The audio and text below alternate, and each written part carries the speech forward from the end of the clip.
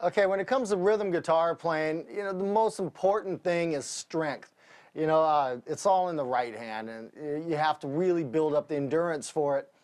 Otherwise, you know, if you're doing some 7-minute long, you know, thrash metal epic, and halfway through you just don't have the stamina anymore, your chops are gonna falter, and you're not gonna sound as crushing as when you started the song.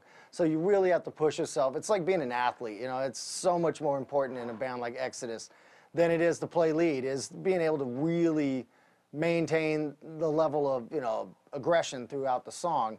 And you know, some examples and advice I give you is like just on right hand technique is getting the chunk, you know, finding the right home, the sweet spot for your right hand on the strings. You know, old school way to do it is mute right on the bridge. You know, like here's an example, you know, just.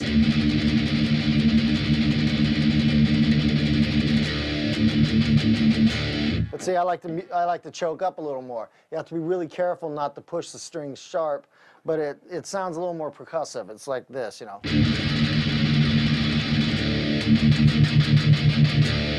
Versus, see, it's way beefier and chunkier.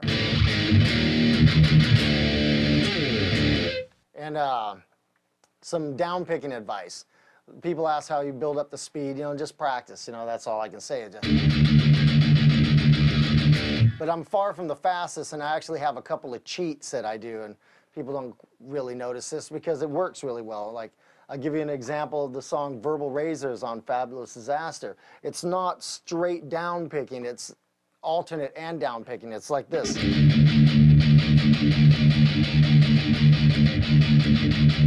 And when you're playing the riff, you can't really tell. It's like.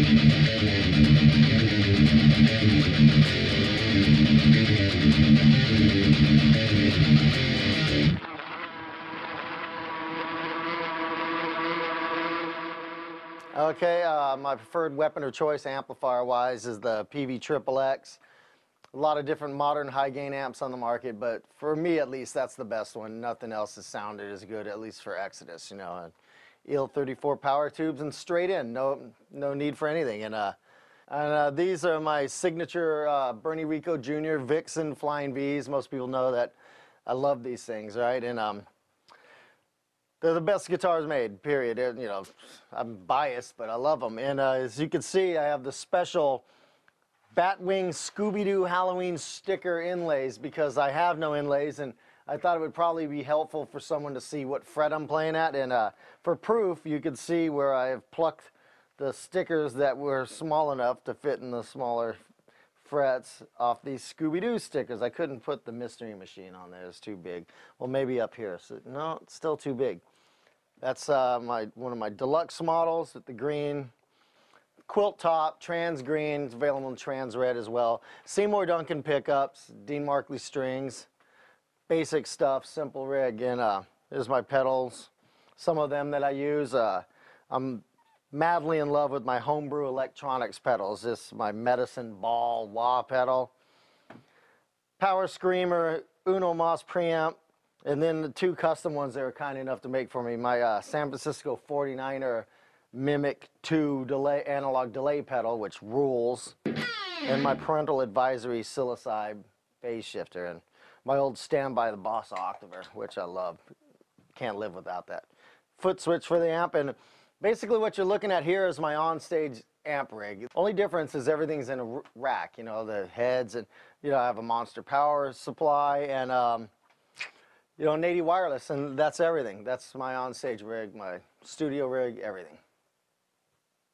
And of course the stickers.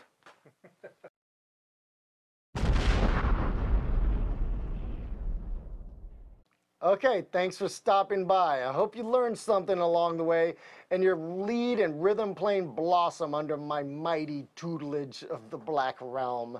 So remember, play within your abilities. Don't try to play above them. Better to play slow and cleanly than fast and sloppy. And remember, most of all, always strike from the high guard. Paul.